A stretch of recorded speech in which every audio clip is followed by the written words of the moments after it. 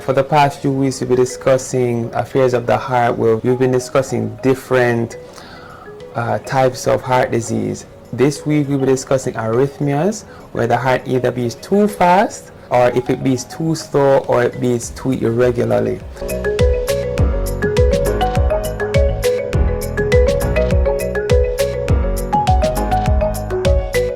So we'll be discussing the statistics, the facts and the trivia related to arrhythmias. Then we'll be discussing why arrhythmias are so important for us to know about. And we'll be discussing the symptoms and signs of an arrhythmia and things that we can do to prevent arrhythmias from occurring. Alright, so just a reminder on what we've discussed so far. So, matters of the heart. We've discussed how the heart and the cardiovascular system on a whole changes with age, and then we went on to discuss hypertension, pipes under pressure. Then we went on to discuss heart failure, which is a pump problem, anything that causes damage to the heart, the main pump, or that increases the demand on the heart. Anything of that nature can cause some degree of heart failure. And then the coronary artery disease, which is a pump and a pipe problem where not enough oxygen and nutrients get to the heart muscle, so the heart begins to not get what it needs to function, and that can actually lead to the death of the heart muscle, which is a heart attack. And then today we'll be discussing arrhythmias, where the heart either beats too fast or too slowly, or maybe it's just beating irregularly. And then we have 2 more weeks where we'll be discussing peripheral arterial disease, which is a pipe problem, and peripheral and vascular heart disease, which is a pump problem. Alright, so the outline for today's presentation is as follows. We'll be discussing the stats, facts and trivia. What is an arrhythmia? Why are they important? What causes an arrhythmia? What are the signs and symptoms, how it can be diagnosed, and tips on how to treat and prevent arrhythmias. And then, as usual, I'll leave you with some resources. So statistically, there are more than 75% of the pacemakers that are placed in the US are placed in persons above the age of 65, and that's from the American Geriatric Society. So anyone in the audience who is above the age of 65, you may be at a high risk of developing an arrhythmia for whatever reason. And the fact for today is that person with atrial fibrillation and atrial flutter have a higher risk of stroke.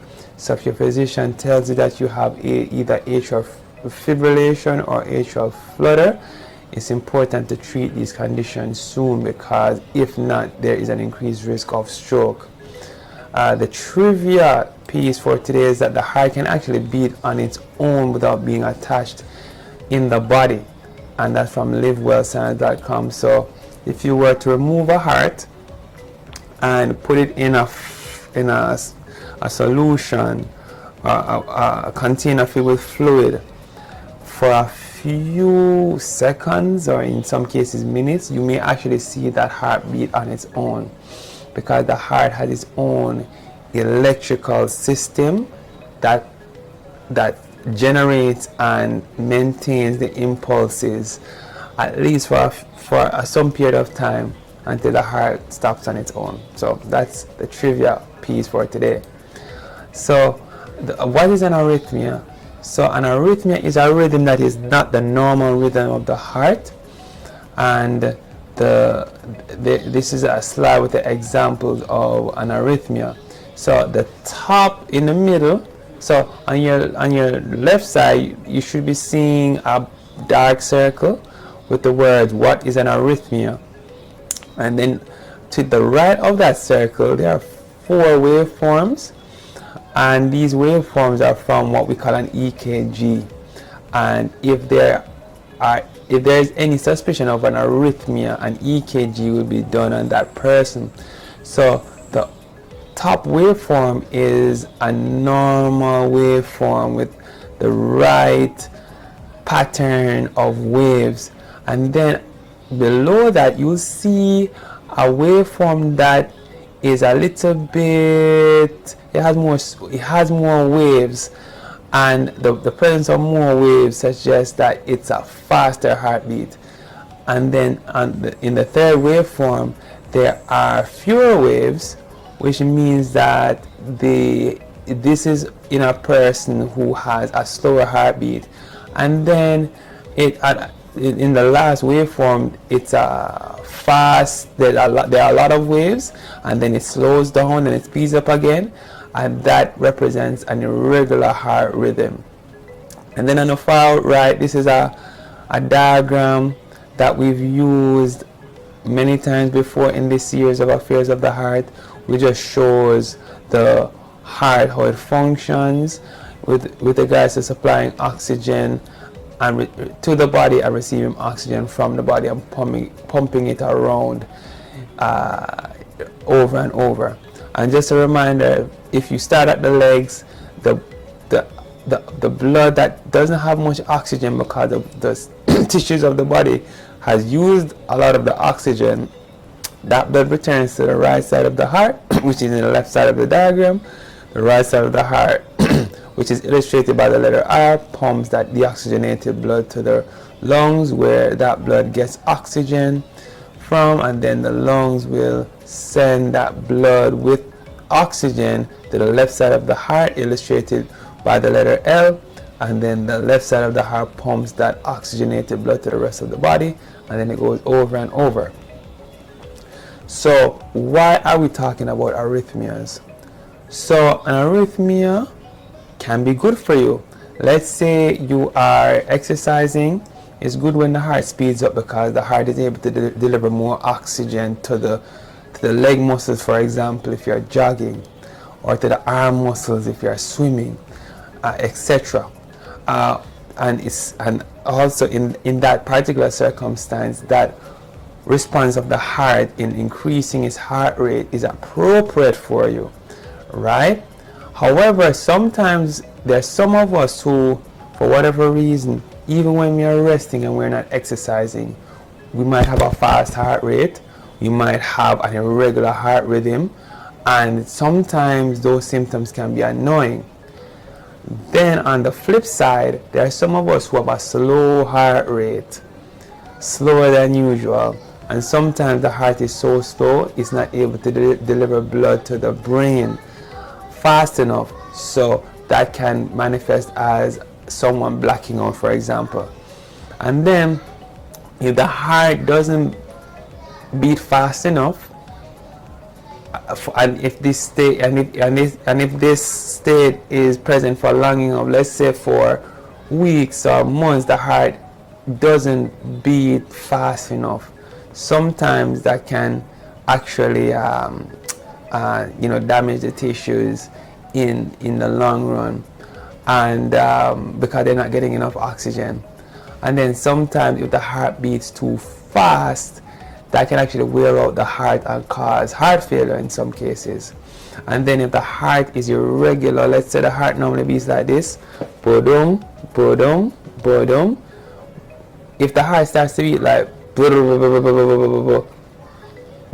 blood in the heart has a chance to clot. And then when the heart starts to beat normally for a few seconds, the heart will then pump the clot to the brain and cause a stroke. So that's another problem with having an irregular heart rhythm sometimes. So what are the causes of an arrhythmia? So increasing age is a risk factor for heart disease by itself. Having high blood pressure can cause an arrhythmia also.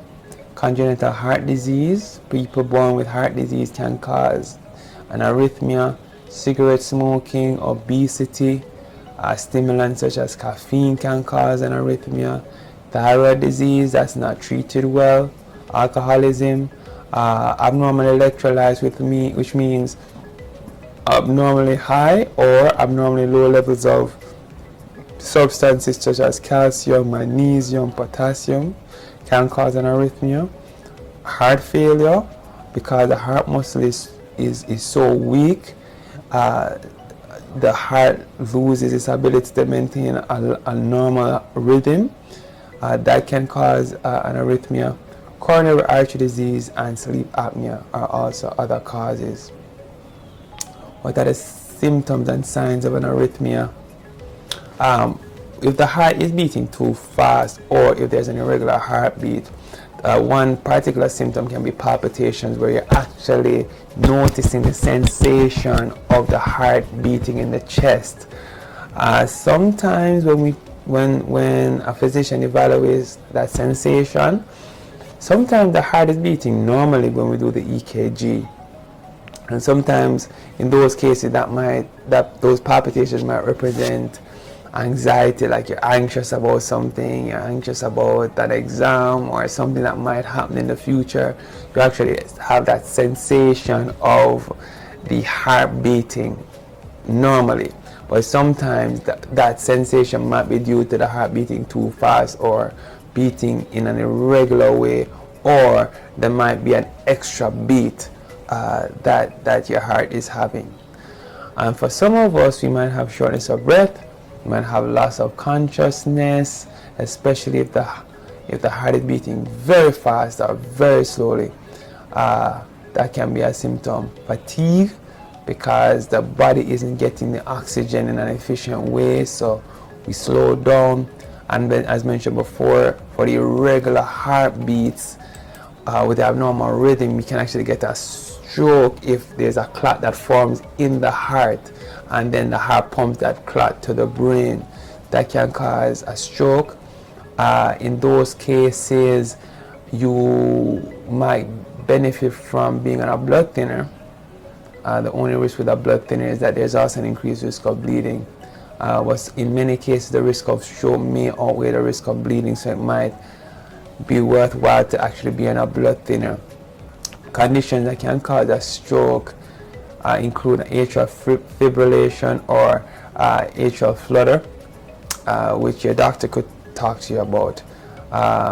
Also, anxiety. Sometimes you might feel extra anxious, and upon being evaluated by a physician, he or she may actually detect an arrhythmia.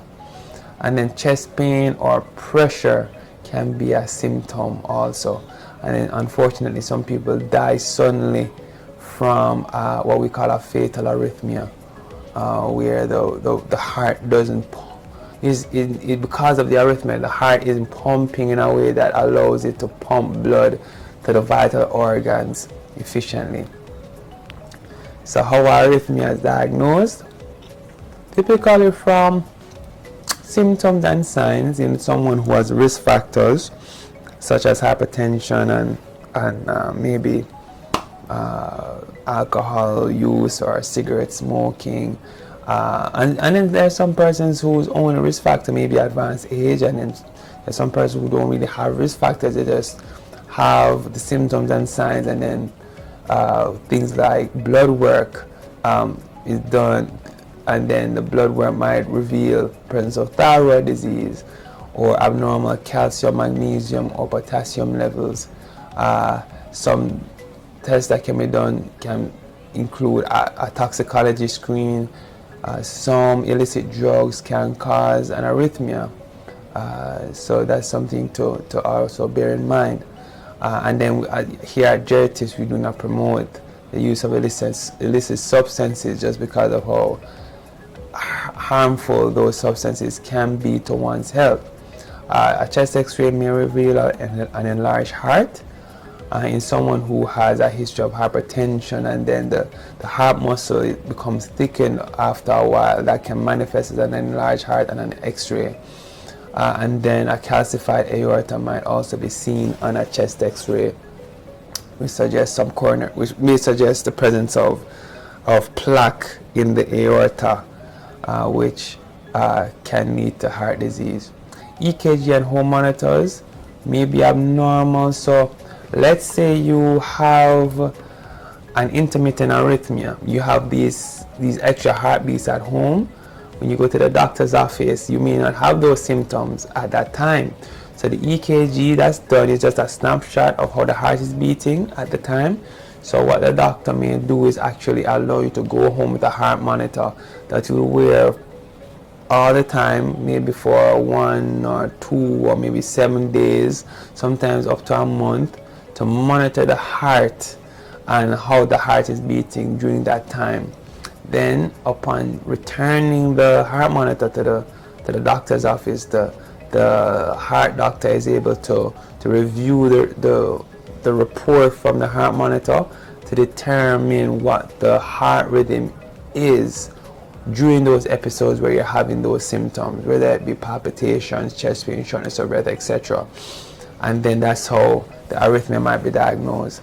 And then finally, the echocardiogram, which is an ultrasound of the heart, may help to see the heart beating and to determine what the rhythm is, whether it's beating too hard, too fast, too slow, etc. If there's one part of the heart beating better than another part of the heart, etc. So those are the tests that can be done. And then tips on treating, preventing, and reversing arrhythmias. First of all, if you notice an arrhythmia, whether your heart is beating too fast or if you're having symptoms of a slow heartbeat, like you're blacking out, consider seeing a physician urgently. All right, and apart from that, after seeing your physician, if you are using alcohol, tobacco, or caffeine, I recommend minimizing or eliminating the use of those substances. Avoid appetite suppressants. There are some on the market that may do a good job in preventing you from eating, but they can cause arrhythmias. Abstain from the use of illicit drugs. Explore a whole food plant-based diet. There are many resources online, and you could also discuss this type of diet with your physician. Regular exercise also helps the heart muscle to be as strong as possible. And then seeing your physician regularly, and sometimes you may actually need a cardiologist to monitor the heart function. Treat sleep apnea. If you're snoring at home and then you're sleeping in the daytime, talk to your physician about maybe doing a sleep study to determine if you have sleep apnea. And discuss with your physician the benefits, risks, and alternatives to all the medication that you're taking and associated treatments. There's some medications and treatments that may be used in someone who has an arrhythmia, right? But some of these treatments can have side effects. So discuss these potential side effects with your physician, like some of the blood thinners or some of the medication that can be used to maintain your heart rhythm. Discuss the risks and alternatives to the use of medication used to treat those conditions. And then if you're on a blood thinner, avoid falls and trauma. And then finally, consider checking your pulse daily. And you can check your pulse by using your second and third finger of your dominant hand and placing those fingers right here. And you're supposed to be able to feel a pulsation. So you're supposed to be able to have a regular rhythm. So it should sound like. Now, if it's like, it might be too fast, or if it's like, that might be too slow. And sometimes it might be irregular like.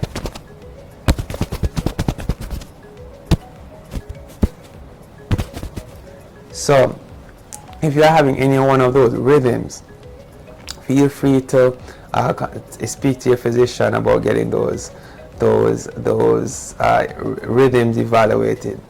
And bear in mind that normal heart rate is between 60 and 100.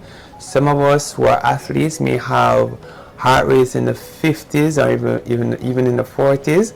But if you're having symptoms of lightheadedness and you're having a documented low blood pressure, a low pulse rate below 60, I would say speak to your physician about treatment options and about whether or not your dizziness is due to your low heart rate or fast heart rate. So that's it for today. And if you need further resources, feel free to visit the American Heart Association. A lot of good resources there. And as usual, healthinaging.org, CDC, and the National Institutes of Health, and the National Institutes of Aging. Thank you for supporting GeriTips. And then we are found on Instagram, TikTok, Facebook, and at YouTube, as you know. So thank you for your time, my friends, and see you next week. Bye bye.